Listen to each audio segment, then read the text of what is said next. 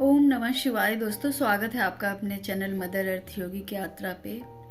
Shrimad Bhagavat Gita series के 11वें अध्याय का अभी हम लोगों ने अध्यापन किया और श्रवण किया, जिसमें भगवान के विराट स्वरूप का जितना वर्णन ब्रह्म ने स्वयं अपने मुख से दिया है, कहा है, उसका हम सभी ने रसपान किया है। और ये गीता सिर्फ भगवान की वैसी पवित्र पुस्तक ही नहीं है जो सिर्फ सुन के पुण्य को प्राप्त किया जाए। ये गीता जो है योगों के बारे में बतलाती है। योग जो है, कैसा निष्काम कर्म योग क्या होना चाहिए, भक्ति योग क्या है, ज्ञान योग क्या है, संन्यास योग क्या है, यानी मनुष्य को कैसे योग में रहकर, योग में अवस्थित रहकर अपने जीवन को यापन करना चाहिए, जिससे वो संपूर्णता को प्राप्त होकर आनंद, प्रसन्नता और समृद्धि को प्राप्त हो। वैसे योग और वैसे ज्ञान के बारे में श्री कृष्ण ने श्रीमद् भागवत गीता में विस्तार से वर्णन किया है, बहुत अच्छे एक गुरु के भांति। योगेश्वर तो हैं ही, वो गुरु तो हैं ही। तो अभी तक हमने 11वें अध्याय में, जो कि 3 एपिसोड में बन सका है, आप सभी ने उसे श्रवण किया। अब हम लोग 12वें अध्याय की ओर चलते हैं, जो भक्ति योग के बारे में है। भक्ति योग कैसा भक्त होना चाहिए और उस भक्त की भक्ति कैसी होनी चाहिए। भक्ति का असल में तात्पर्य क्या है, कैसे भक्त हो कि भगवान को रिझा सकें, अपने स्वयं में एक जीवन में उस समर्पण को ला सकें जो भगवत के लिए होती है, जो भगवत प्राप्ति के लिए होती हैं।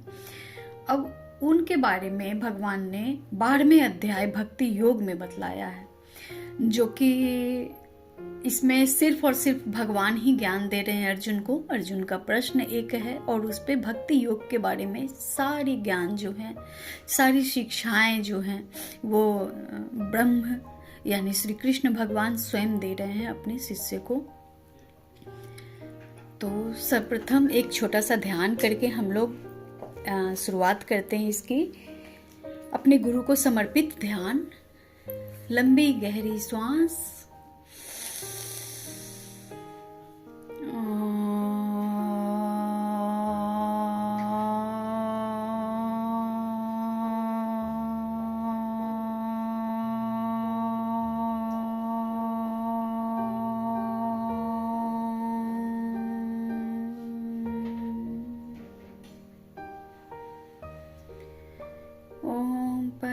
तत्वाय गुरुदेवाय मम सर्वेश्वराय शाम्ब सदा शिवाय नमः शिवाय।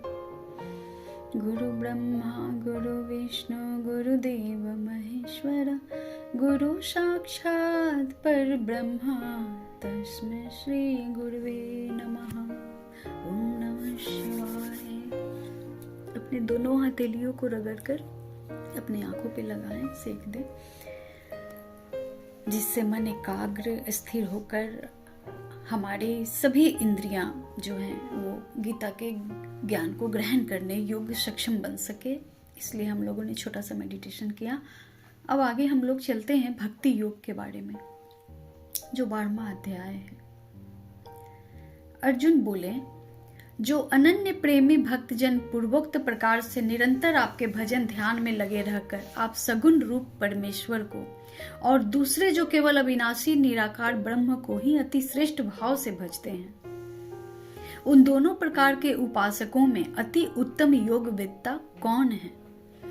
अब इस प्रश्न पे गौर करने वाली बात है कि अर्जुन के प्रश्न क्या हैं। अर्जुन बोलते हैं, जो बहुत प्रेम अनन्य भक्ति प्रेमी जो होते हैं, जितने भी पहले कहे गए हुए हैं आपके, और जितनी भी शिक्षाएं ज्ञान दी हुई हैं हमारे वेद में, शास्त्र में, समाज में, परिवार में, वो सभी प्रकार से निरंतर आपके भजन में ध्यान में लगे रहकर आप सगुण परमेश्वर को है ना, जो आप दिखते हैं, आप सगुण परमेश्वर को जो नारायण के स्वरूप के हैं, जिनकी मूर्ति है, जो दिखते हैं उनकी। और दूसरे जो हैं केवल अविनाशी निराकार ब्रह्म को ही अति श्रेष्ठ भाव से जो भजते हैं, एक सगुण रूप से भजते हैं, एक निर्गुण भजन करते हैं। उस निराकार ब्रह्म की के स्वरूप में उन ईश्वर को भजते हैं, एक सीता राम राधे श्याम शिव शक्ति के रूप में भजते हैं। तो अब बोल रहे हैं कि उन दोनों प्रकार के उपासकों में अति उत्तम योग वेत्ता कौन है? दोनों में अति उत्तम कौन है, ऐसा प्रश्न है अर्जुन का। तो श्री भगवान बोले, मुझ में मन को एकाग्र करके निरंतर मेरे भजन ध्यान में लगे हुए जो भक्तजन अतिशय श्रेष्ठ श्रद्धा से युक्त होकर मुझ सगुण रूप ईश्वर को भजते हैं, मैं उन योगियों को अति उत्तम योगी मानता हूं।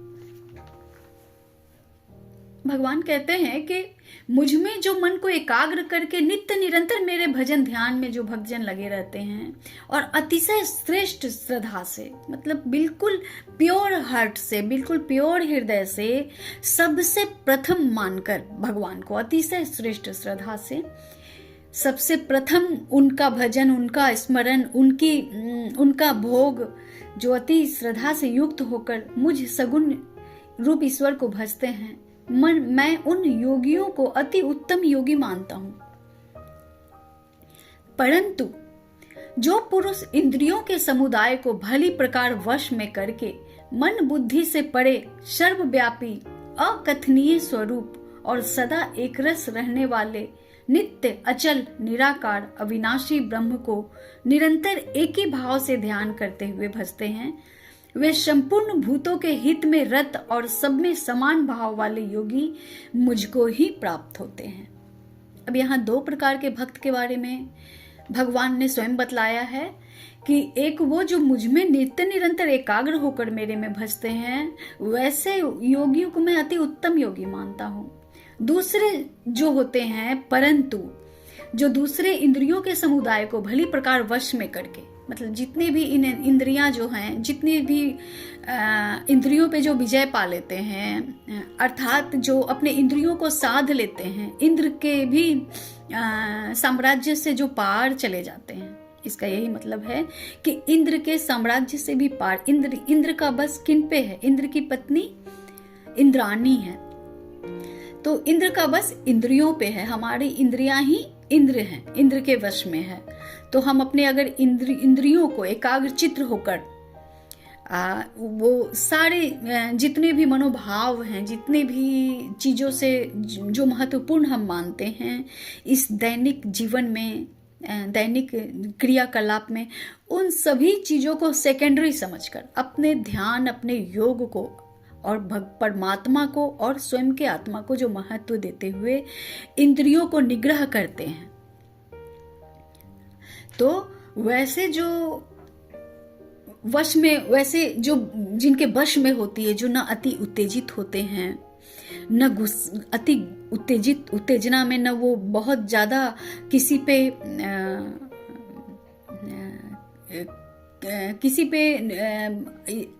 बिना किसी कारण के ही प्रेम जता देना, नफरत जता देना, गुस्से को कंट्रोल न करना, कहाँ कैसा व्यवहार करना है, वो तभी कर सकते हैं जब वो इंद्रियां उनके वश में, कंट्रोल में होती हैं। वो बहुत एकाग्रचित और स्थिर ऊर्जाएं होती हैं जो आत्मा वहन करती है जिस शरीर को, उनके शरीर में।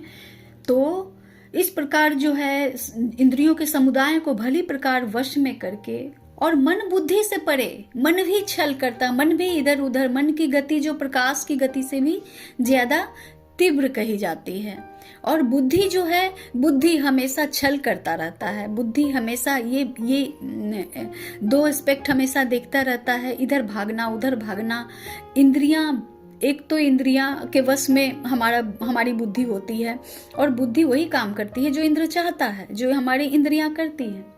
लेकिन उन सबों को भी जो वश में करके भली प्रकार जितने भी इंद्रियों के समुदाय हैं, जो सेंस हमारे हैं, आंख, नाक, त्वचा, कान, जो भी सेंस हैं और उनसे जो हमें प्राप्त होता है, जो हमें कई बार होता है क्या कि जो हम इन आंखों से देखते हैं वो भी सत्य नहीं होता, जो हम इन कानों से सुनते हैं वो भी सत्य नहीं होता। ये तब पता हम लोग करते हैं जब इंद्रियों के वश में, इंद्रियों के समुदाय को भली प्रकार जब वश में किया जाता है साधना के द्वारा, तप के द्वारा, योग के द्वारा, कनेक्शन के द्वारा, भक्ति के द्वारा, तब पता चल पाता है। और ये बहुत कठिन भी नहीं है किंतु बहुत आसान भी नहीं है।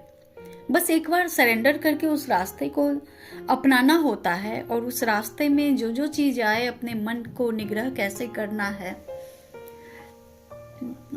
तो ये सब चीज जो है अपने पूरे समुदाय को भली प्रकार बस में किया जा सकता है। अपने इंद्रियों को जरूरी नहीं है कि आपने जो देखा जो सुना वो सत्य हो, उस पे मान के उस तरह व्यवहार किया जाए स्वयं के साथ या किसी के साथ। हर सिक्के के दो पहलू होते हैं, उन दोनों पहलुओं को परखना, समझना, जानना, ये एक बुद्ध पुरुष का काम होता है। जो बुद्धत्व को प्राप्त आत्माएं हैं वैसी आत्माएं उन चीजों को निकाल लाती हैं। जो देखा वो सत्य क्या है उसके जरूर पार है, जो देखा, जो सुना, जो समझा सत्य उसके भी पार होता है। तो ऐसे जो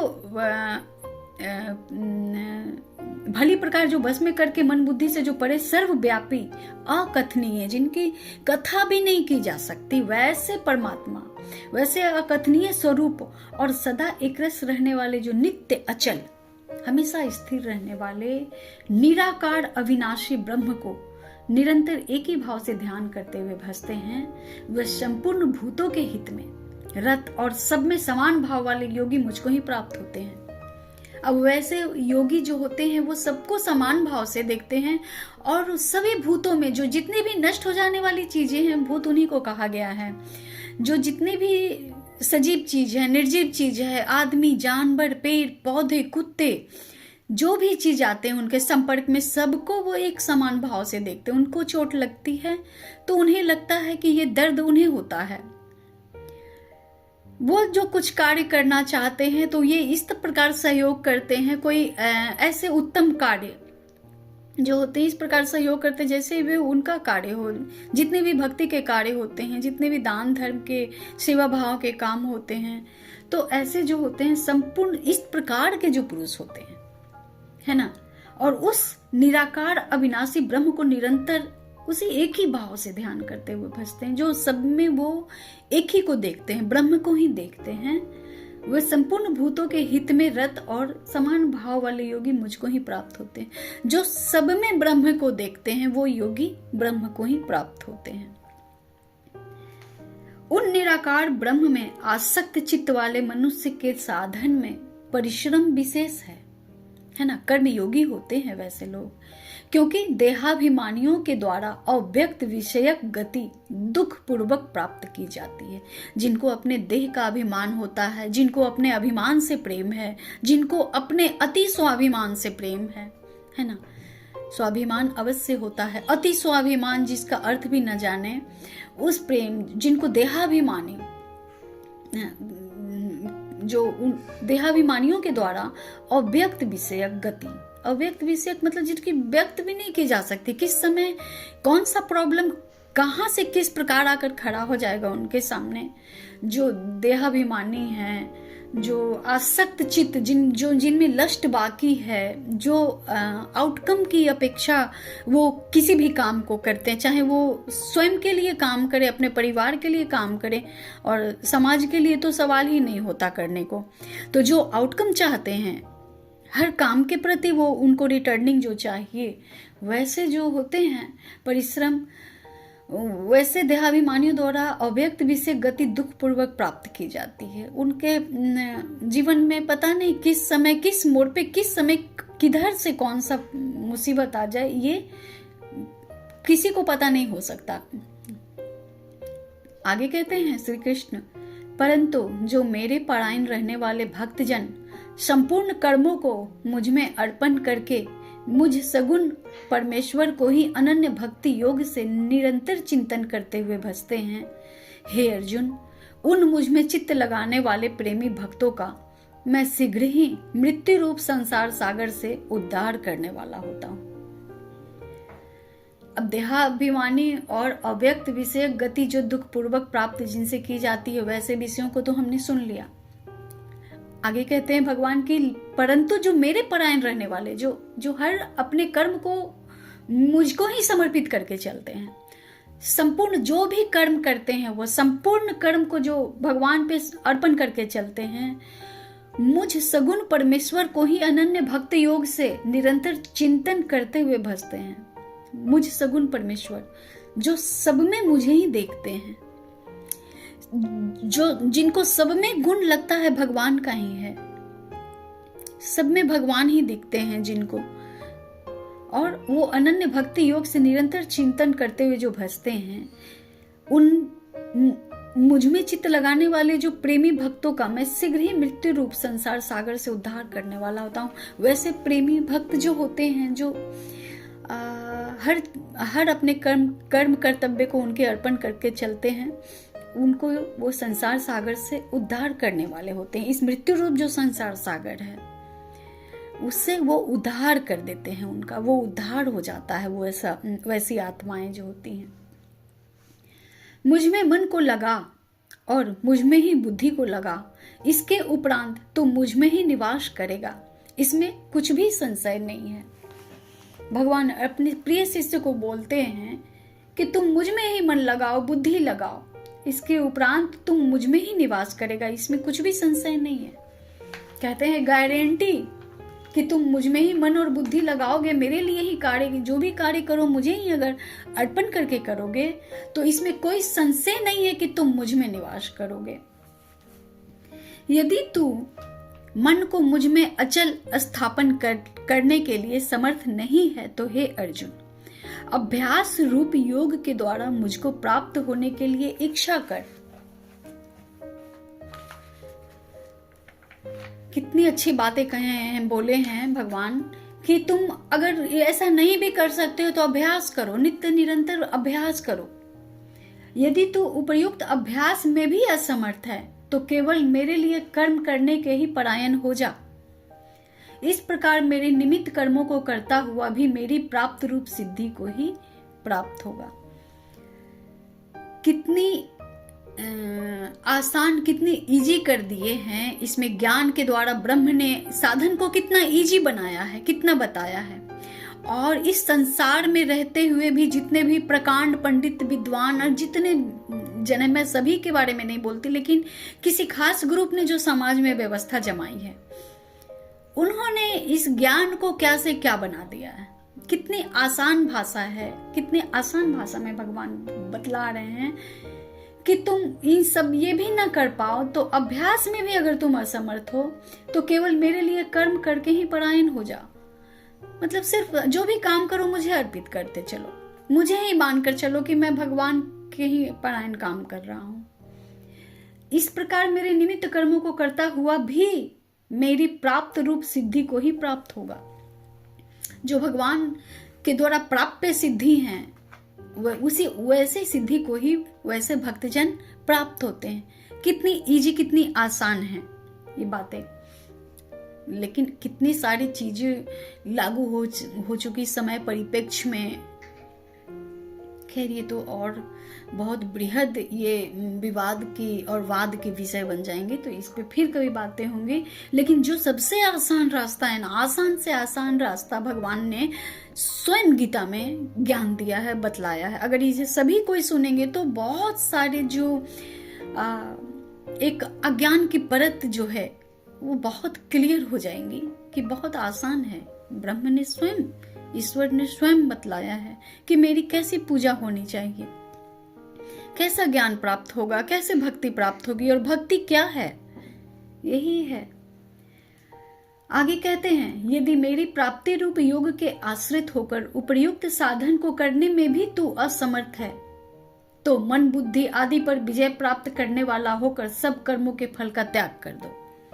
अब कहते हैं कि अब ये सब भी तुम नहीं कर सकते हो, तो योग के आश्रित होकर जो कनेक्शन बनता है उसी पे केवल डिपेंड रहो, और जितने भी ऊपर साधन दिए हुए हैं वो सब असमर्थ है। तो मन बुद्धि आदि पर विजय प्राप्त करने वाला होकर सब कर्मों के फल का त्याग कर दो।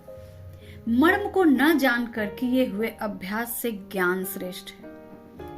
ज्ञान से मुझ परमेश्वर के स्वरूप का ध्यान श्रेष्ठ है, और ध्यान से भी सब कर्मों के फल का त्याग श्रेष्ठ है, क्योंकि त्याग के बाद ही परम शांति होती है।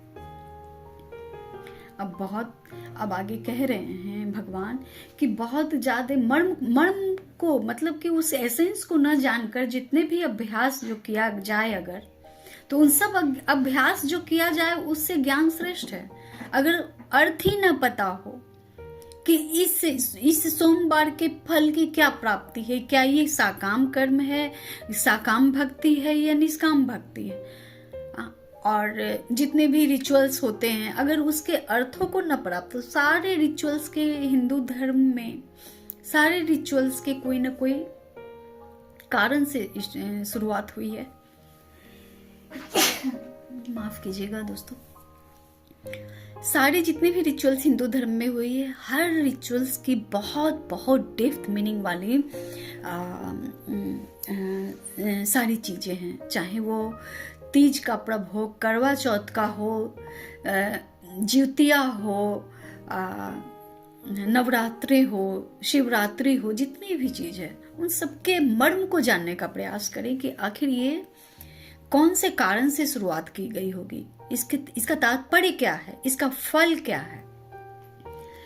तो इस विषय में कह रहे हैं भगवान कि मर्म को जो न जानकर किए हुए अभ्यास से ज्ञान श्रेष्ठ है ना, और ज्ञान से मुझ परमेश्वर के स्वरूप का ध्यान श्रेष्ठ है, और ज्ञान से भी जो उनका ध्यान करते हैं, उनके स्वरूप का ध्यान करते हैं। किस कारण से भगवान ने पीताम्बर वस्त्र को धारण किया, इनके गदे का तात्पर्य क्या, इनके चक्र का क्या तात्पर्य है, नागों की शैया पे ये क्यों निवास करते हैं, क्षीर सागर में ये क्यों निवास करते हैं, समुद्र मंथन से निकली हुई रत्न में से एक महालक्ष्मी मां, वो उनकी अर्धांगिनी है, वो उनके हमेशा उनके पैर दबाने का कारण क्या है, और उनके साथ रहकर कौन से कार्य में रत हैं। ये है ध्यान, उनके स्वरूप का ध्यान। तो ऐसे स्वरूप का ध्यान श्रेष्ठ है, ज्ञान से भी ज्यादा ध्यान श्रेष्ठ है, और ध्यान से भी सब कर्मों के फल का त्याग श्रेष्ठ है। ध्यान से भी जो है ना, जितने भी आप कर्म कर रहे हैं उन सब कर्मों के जो फल आप चाहते हैं कि हमको मिले, आउटकम मिले, उन सब का त्याग श्रेष्ठ है। कर्म का त्याग तो आप कर ही नहीं सकते।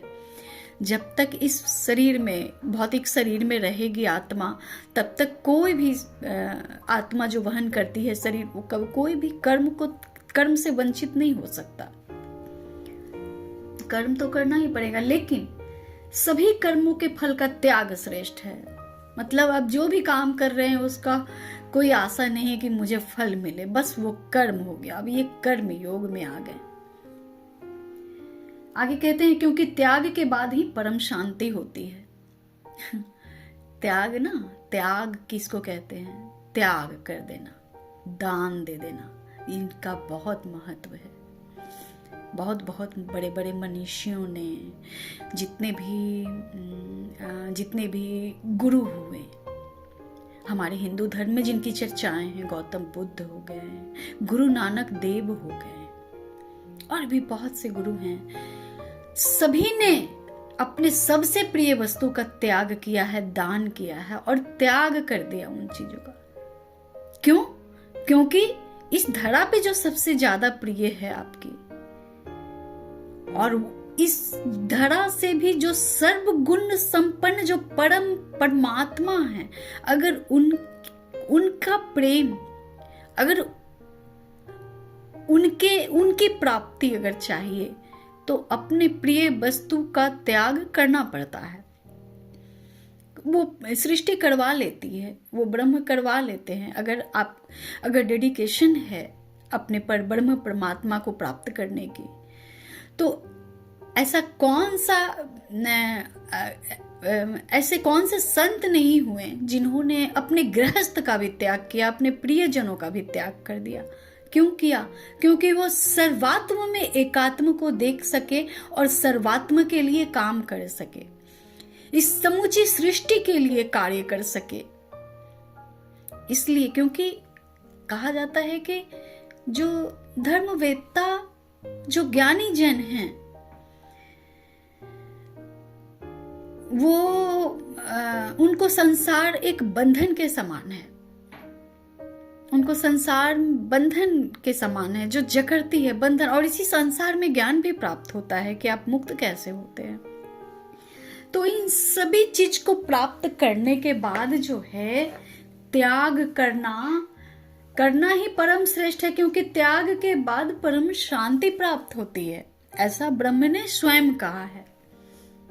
आगे कहते हैं श्री कृष्ण, जो पुरुष सब भूतों में द्वेष भाव से रहित, सर्व स्वार्थ रहित, सबका प्रेमी और हेतु रहित दयालु है, तथा ममता से रहित, अहंकार से रहित, दुख सुख की प्राप्ति में सम और क्षमावान है, अर्थात अपराधी को भी क्षमा करता है। जो योगी निरंतर संतुष्ट है, मन इंद्रियों सहित शरीर को बस में किए हुए है और मुझ में दृढ़ निश्चय वाला है, वह मुझ में अर्पण किए हुए मन बुद्धि वाला मेरा भक्त मुझको प्रिय है। कैसा प्रिय है? जो सब भूतों में द्वेष भाव नहीं देखते, बिल्कुल उन्हें द्वेष दिखता ही नहीं, स्वार्थ रहे, जिसमें बिल्कुल स्वार्थ नहीं हो, है ना, लस्टफुल न रहना, आसक्ति न रहना, द्वेष भाव न रहना, स्वार्थ रहित काम करना और सबके प्रेमी, सबको एक समान प्रेम करना और हेतु रहित मतलब किसी आउटकम की अपेक्षा न रखना, किसी कारण से कार्य न करना और दयालु हैं, तथा ममता से रहित है। मतलब ममता से रहित मतलब कि एक्स्ट्रा उनमें ये नहीं, आसक्ति नहीं है कि उससे जुड़े हुए हैं, उससे जुड़े, किसी विशेष प्रेमी से जुड़े हुए हैं, किसी विशेष पक्षी से, किसी नहीं, विशेष कोई उनके लिए नहीं होता, सभी विशेष होते हैं। ऐसे ज्ञानी जन के लिए जो सब, वैसे ही उन्हीं के बारे में बोल रहे हैं कि जो ममता से रहित, अहंकार से रहित, दुख सुख की प्राप्ति में सम और क्षमावान है और अपराधी को भी क्षमा करते हैं, है ना। अब अपराधी की बात करें, जो दुख सुख की प्राप्ति में सम और क्षमावान है, जो कैसे भी किसी के अपराध रहे वो क्षमा कर दे। कैसे अपराध रहे हो बताइए। अब यहाँ पे मैं उदाहरण देना चाहूंगी कि अपराधी को भी क्षमा करना, यानी अंगुलीमाल का डाकू के बारे में ये उदाहरण है। बहुत सारी ऐसी कहानियां हैं। एक कहानी एक वैश्या की भी है, जो नित्य निरंतर वो सिर्फ दर्शन करती थी ऋषि का और सोचती थी कि उनका जीवन कितना अच्छा है और मुझे इंतजार करना पड़ता है ग्राहक का, और वो कितना अच्छा देखने में दिव्य और कितना सादा जीवन है। तो बस वो, उसकी अंतिम मृत्यु होती है तो वो स्वर्गलोक को प्राप्त होती है, वो संत लोक को प्राप्त होती है। उसी तरह एक अंगुलीमाल भी डाकू हैं, जिनकी कहानी हम सभी जानते हैं, पढ़े हुए हैं, कि जिनकी भी हत्या करते थे, जो उस रास्ते से गुजरता था, उस सबकी हत्या करके उनका सामान लूटकर उनकी उंगलियों का माला बनाकर पहनते थे। उनको उंगली माल डाकू कहते हैं। लेकिन जब एक बार बुद्ध उस रास्ते से गुजरे तो उस अंगुली माल डाकू को ज्ञान प्राप्त हो गया। सिर्फ उस ज्ञानी पुरुष, उस दिव्य ज्ञानी बुद्ध के गुजरने मात्र से, एक संवाद से अंगुली माल डाकू को आत्मज्ञान प्राप्त हो गया और वो वाल्मीकि महर्षि बनकर रामायण की संरचना कर डालें। तो वैसे अपराधी के लिए भी बोलते हैं भगवान कि अपराधी को जो क्षमा करता है। और आगे कहते हैं, जो योगी निरंतर संतुष्ट है, जो हमेशा बहुत संतुष्ट है, आनंद पूर्वक है, सेटिस्फाइड है अपने हर जो भी उसे साधन मिला उन सब में, और मन इंद्रियों सहित शरीर को बस में किए हुए हो और मुझ में दृढ़ निश्चय वाला है, एक उनको छोड़कर और कोई नहीं ये जानता हो, जो वह मुझ में अर्पण किए हुए मन बुद्धि वाला मेरा भक्त मुझको प्रिय है। ऐसे जो भक्त होते हैं वो नारायण को प्रिय हैं, कृष्ण को प्रिय हैं, भगवान स्वयं कहते हैं। आगे कहते हैं, जिससे कोई भी जीव उद्वेग को प्राप्त नहीं होता और जो स्वयं भी किसी जीव से उद्वेग को प्राप्त नहीं होता, तथा जो हर्ष, अमर्ष, भय और उद्वेग आदि से रहित है, वह भक्त मुझको प्रिय है। अर्थात कैसा भक्त प्रिय है? जिससे कोई भी जीव उद्वेग को प्राप्त नहीं होता। मतलब कोई भी जीव जब ऐसे जो संत लोग जब जीव के सामने भी जाते हैं तो जीव भी बरबस खींची और उन संत को के सामने के सानिध्य को प्राप्त होने को ललायत रहते हैं। जीवों को भी उबन नहीं होती वैसे लोग, संतों से, वैसे लोगों से जो प्यार करना जानते हो जानवर से भी। जीव भी नहीं उबता, उन बगल से गुजर जाओ तो वो दौड़ते मारने को नहीं दौड़ता। और जो स्वयं भी किसी जीव से उद्वेग को प्राप्त नहीं होता और किसी जीव से वो भी नहीं उबता, हिंसा नहीं करता उसके साथ, तथा जो हर्ष, अमर्ष, भय और उद्वेग आदि से रहित है, वह भक्त मुझको प्रिय है। इस सब चीज से बहुत अति हर्ष हो गए, बहुत अधिक अमर्ष हो गया, बहुत दुखी, बहुत सुखी, इन सब उद्वेग आदि, जो उद्वेग उठता है इंसान के अंदर कि गुस्से की भावना, गुस्से की लहर जिसको कहते हैं उद्वेग, वो जो रहित है वो भक्त मुझको प्रिय है। आगे कहते हैं, जो पुरुष आकांक्षा से रहित, बाहर भीतर से शुद्ध, चतुर, पक्षपात से रहित, यानी किसी के हित अहित से सर्वथा पड़े और दुखों से छूटा हुआ है, वह सर्व आरंभों का त्यागी मेरा भक्त मुझको प्रिय है। जो पक्षपात नहीं करता, जो आकांक्षा से रहित हो गया, जो बाहर और अंदर दोनों जगह से शुद्ध और चतुर है ना, और सभी दुखों से हित अहित, किसी का हित अहित से सर्वथा जो पड़े है, किसी को अहित स्वप्न में भी नहीं सोच, क्योंकि ये सब व्यर्थ की बातें हो गई। उसके लिए संसार के हर कर्म व्यर्थ की चीज है, लेकिन इस कर्म को इसलिए करना है क्योंकि इस संसार में रहकर इस सृष्टि के नियम का पालन करना है। इसलिए जो दुखों आदि से छूटा हुआ वह सर्व आरंभों का त्यागी मेरा भक्त मुझको प्रिय है। अब सृष्टि के साथ उन श्रेष्ठा का जो तात्पर्य ये है कि इस सृष्टि के साथ जो श्रेष्ठा को नमन करते चलते हैं, उनके समर्पित होते चलते हैं। सृष्टि और श्रेष्ठा दोनों एक ही है, दोनों अलग नहीं है। सृष्टि के कर्म को निभाएंगे तो श्रेष्ठा प्राप्त होंगे, सृष्टि के रूल्स में जो आएंगे तो श्रेष्ठा को प्राप्त करेंगे। लेकिन यहाँ मनुष्य ने क्या किया है, अपने रूल्स बना लिए हैं समाज में सरवाइव करने को। और भी बहुत सारी रूल्स की धज्जियां उड़ने वाली हैं, माफ कीजिएगा ऐसे शब्द का यूज करने के लिए, पर जितने भी हमारे परिवार, समाज और जितनी भी रूल्स जो रूढ़िवादी रही हैं, श्री कृष्ण भी जब याद आप लोग कीजिए कि जब श्री कृष्ण भी जब वो बालपन में थे, जब उन्होंने अपने कानी उंगली पे गोवर्धन पर्वत को उठाया था और पर्वत की पूजा करने के लिए अपने पूरे समुदाय को बोला था, और वो लोग रिचुअल्स वाले पर्व को महत्व दे रहे थे कि वो पर्व करना चाहिए, लेकिन श्री कृष्ण ने कहा कि जो मनुष्य समुदाय को लाभ पहुंचाता हो वो भगवान पूजने योग्य है, वो भगवान ईश्वर, वो भगवान मानने योग्य है। जैसे गौ माता, वो लाभ दे, उनसे दूध प्राप्त करते हैं, उनके गोबर से अंगीठी बनती है, बहुत सारे चीज बनते हैं, सारी चीज काम की है। तो जो इस तरह लाभ के लिए जो जानवर हो, मनुष्य हो, उनकी पूजा करनी चाहिए, जो समग्र को लाभ पहुंचाए।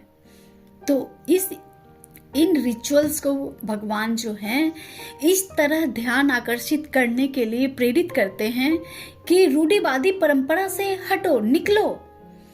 जब सृष्टि नएपन को स्वीकार करती है तो तुम भी नएपन को स्वीकार करके चलो, पुरानी रूढ़िवादी परंपराओं में मत फंसो। भीष्म पितामह को भी उन्होंने ज्ञान दिया कि आपने जो भीष्म प्रतिज्ञा ले ली उसके कारण कितनी क्षति हुई। उन्हें भी मृत्यु शैया पर उन्होंने सब कुछ दिखलाया, बतलाया, युद्ध भूमि में बतलाया। तो यही है कि ये जो जितने भी रिचुअल्स हैं उन सबों को जब जानेंगे नहीं, समझेंगे नहीं हम सभी कि क्यों होते हैं, किस कारण से होते हैं, तो उनमें उनके लिए, उस रिचुअल्स के लिए प्यार और समर्पण कैसे फूटेगा।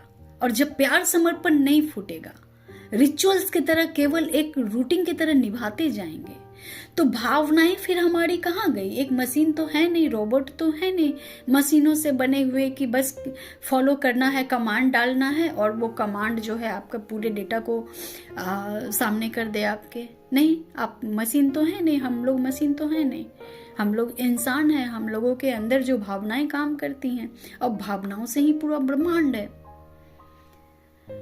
तो इसी तरह जो है जो इस तरह जो अपमान अपमान, सर्दी गर्मी, दुख आदि द्वंद्वों में सम है, आसक्ति से रहित है, वैसे लोग प्रिय हैं।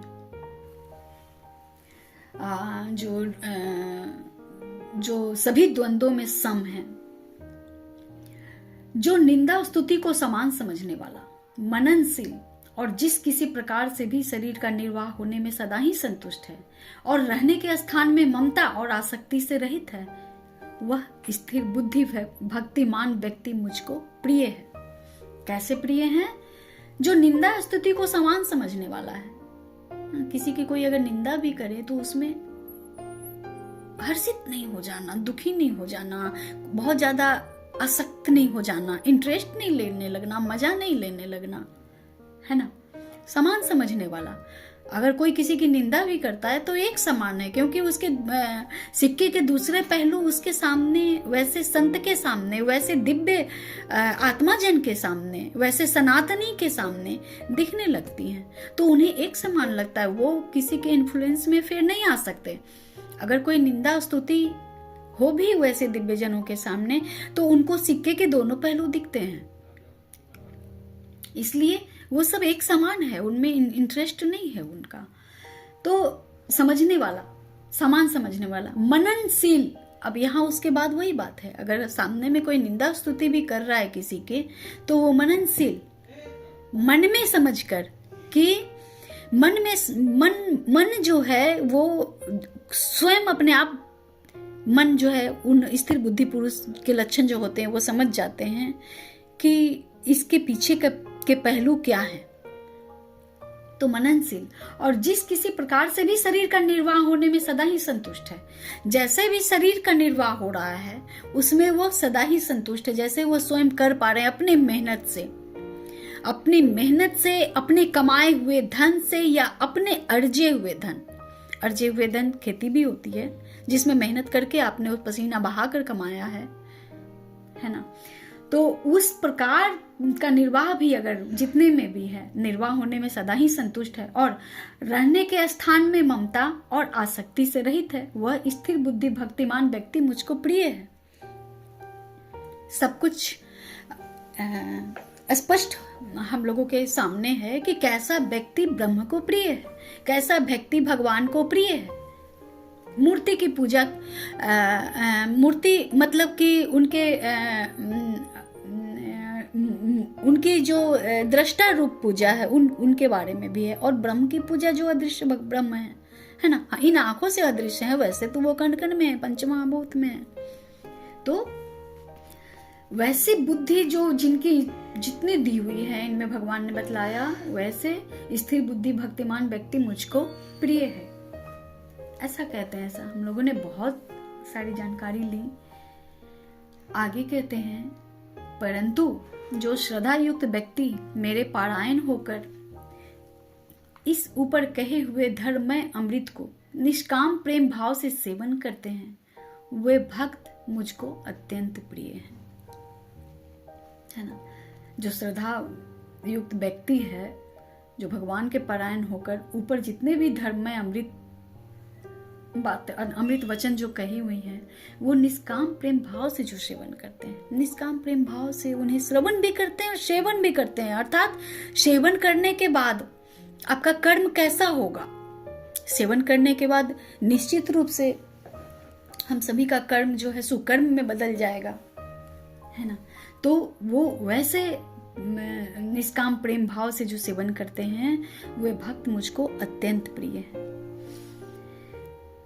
इति श्री कृष्ण अर्जुन संवादे भक्ति योगे नाम द्वादशो अध्याय। तो यहाँ श्री मद्भागवत गीता के 12 अध्याय संपूर्ण होते हैं। श्री कृष्ण और अर्जुन भक्ति योग नामक द्वादशो अध्याय। आगे हम लोग क्षेत्र क्षेत्रज्ञ विभाग योग के बारे में 13वें अध्याय में जानेंगे। ये भी चैप्टर जो है वो बड़ा है दोस्तों, और ये भी बहुत इंटरेस्टिंग चैप्टर है। तो इसे हम लोग फिर कंटिन्यू करती हूँ और मिलती हूँ आपसे अपने अगले वीडियो पे। तब तक के लिए आप सभी पे परमात्मा की असीम कृपा, प्रेम, आनंद सर्वथा बरसती रहे और सब आप सभी अपने जीवन में अपने अपने लक्ष्यों को प्राप्त करके आत्मोन लक्ष्य की ओर प्राप्ति हो, ऐसी शुभकामना के साथ ओम नमः शिवाय।